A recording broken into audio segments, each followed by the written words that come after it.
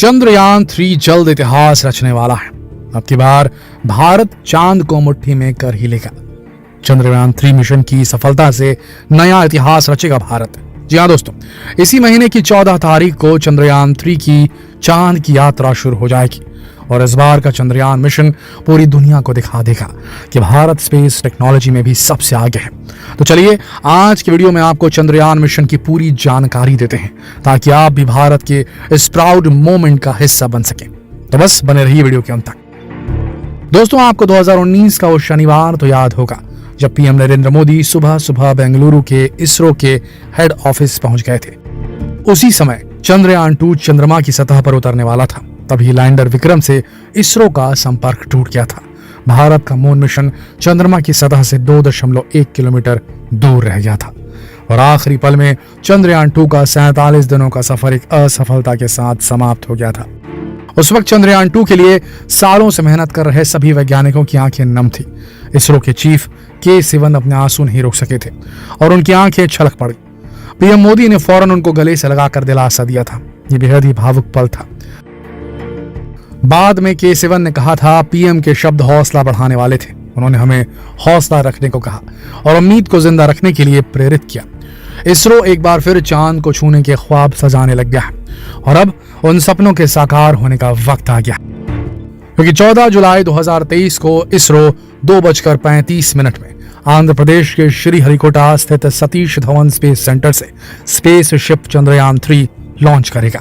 चंद्रयान 3 23 या 24 अगस्त को चंद्रमा की सतह पर सॉफ्ट लैंडिंग की कोशिश करेगा। चंद्रयान चांद पर जाने के लिए पूरी तरह से तैयार है। इसे कुछ दिन पहले ही लॉन्चिंग व्हीकल LVM-3 में फिट किया जा चुका है। चंद्रयान 3 का कुल बजट 651 करोड़ रुपए के आसपास है। अगर चंद्रयान 3 का लैंडर चांद पर उतरने में सफल होता है तो भारत ऐसा करने वाला चौथा देश बन जाएगा। इससे पहले अमेरिका, रूस और चीन चंद्रमा पर अपने स्पेसक्राफ्ट उतार चुके हैं। प्रत्येक भारतीय के साथ पूरी दुनिया की निगाहें इस मिशन पर टिकी हैं, क्योंकि इससे पहले भारत का चंद्रयान 2 अपनी सफलता से केवल कुछ समय पहले ही असफल हो गया था। इसीलिए इस बार इसरो के पास गलती की गुंजाइश नहीं है। इसरो ने चंद्रयान 2 के समय की गई गलतियों से सबक लेते हुए चंद्रयान 3 में सुधार की पूरी कोशिश की है।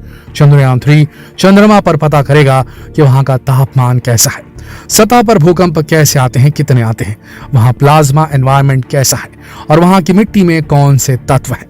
इसरो ने स्पेसशिप को चंद्रमा तक पहुंचाने के लिए 3 हिस्से यानी मॉड्यूल तैयार किए हैं। चंद्रयान 3 मिशन में मॉड्यूल के 3 हिस्से हैं: लैंडर मॉड्यूल, प्रपल्शन मॉड्यूल और इंटीग्रेटेड मॉड्यूल। प्रपल्शन मॉड्यूल ये स्पेसशिप को उड़ाने वाला हिस्सा होता है। ये एक बॉक्स के जैसा स्ट्रक्चर है जिसकी एक तरफ ऊर्जा के लिए सोलर पैनल्स लगे हुए हैं। ये ऑर्बिटर की तरह ही चांद के चक्कर लगाएगा और लैंडर और इसरो के बीच कम्युनिकेशन के लिए रिले का काम करेगा। इसके ऊपर एक बड़ा सिलेंड्रिकल स्ट्रक्चर है जिसे इंटर मॉड्यूल अडेप्टर कोन कहा जाता है। यह लैंडर को माउंट करेगी। इसके बाद आते हैं लैंडर मॉड्यूल पर। यह स्पेसशिप को चांद पर लैंड करवाने वाला हिस्सा है। इसमें 4 पैर भी होते हैं और इसमें लैंडिंग थ्रस्टर होगा जो कि इसे ठीक से लैंड करने में मदद करेगा। लैंडर का वजन 7552 किलोग्राम है। रोवर ये भी एक इंपॉर्टेंट मॉड्यूल है। ये चंद्रमा पर घूमकर जानकारी कलेक्ट करने वाला हिस्सा है। इसका वजन 26 किलोग्राम रखा गया है। इसके साइड में सोलर पैनल लगे होंगे जो कि इसे काम करने के लिए एनर्जी प्रदान करेंगे। चंद्रयान 2 में इन तीनों के अलावा एक हिस्सा और था जिसे ऑर्बिटर कहा जाता है। उसे इस बार नहीं भेजा जा रहा है। चंद्रयान 2 का ऑर्बिटर पहले से ही चंद्रमा के चक्कर काट रहा है। अब इसरो इसका इस्तेमाल चंद्रयान 3 में करेगा। दोस्तों, चंद्रयान 3 की सफल लैंडिंग के लिए इस बार लैंडर में कई सारे सेंसर्स का इस्तेमाल किया गया है जो कि उसे सतह पर किसी भी रुकावट से टकराए बिना लैंड करने में मदद करेगा। अगर यहाँ किसी एक सेंसर में ग्लिच आता है तो दूसरा सेंसर तुरंत उसकी जगह ले लेगा।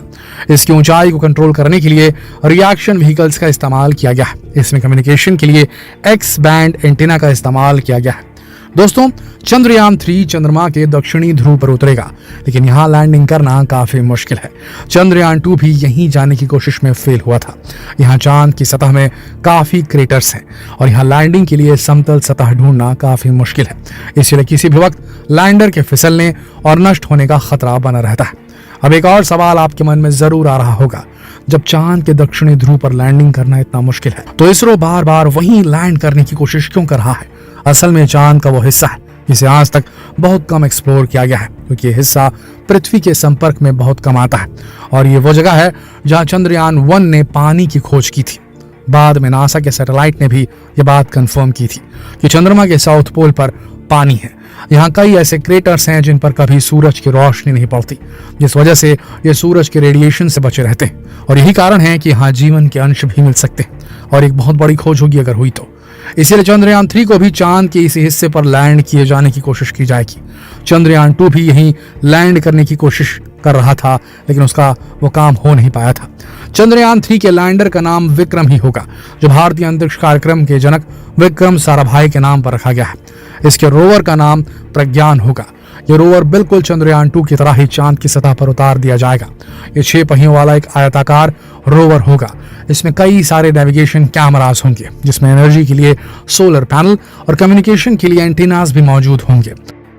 रोवर पहले लैंडर को डेटा ट्रांसमिट करेगा, इसके बाद लैंडर प्रोपल्शन मॉड्यूल को डेटा भेजेगा और इसके बाद ये डेटा इसरो तक पहुंच जाएगा। लैंडर में एक और इंस्ट्रूमेंट मौजूद है जिसका नाम है चंद्र सरफेस थर्मोफिजिकल एक्सपेरिमेंट। ये चांद की सतह की थर्मल प्रॉपर्टीज की जांच करेगा। इसके अलावा इसमें the instrument for lunar साइस्मिक activity भी लगा है। ये इंस्ट्रूमेंट चांद पर होने वाली भूकंपीय घटनाओं के बारे में जांच करेगा। इसके साथ ही इसमें radio anatomy of moon bound hyper sensitive ionosphere in atmosphere Rambha नाम का एक ऐसा इंस्ट्रूमेंट है जो चांद के वातावरण में गैसों और प्लाज्मा की जांच करेगा। लैंडर में पैसिव लेजर रेट्रो रिफ्लेक्टर अरे भी मौजूद है। यह इंस्ट्रूमेंट इसरो को नासा की तरफ से मिला है। ये चांद और सूरज के बीच की सही दूरी नापने के लिए लगाया गया है। इसके अलावा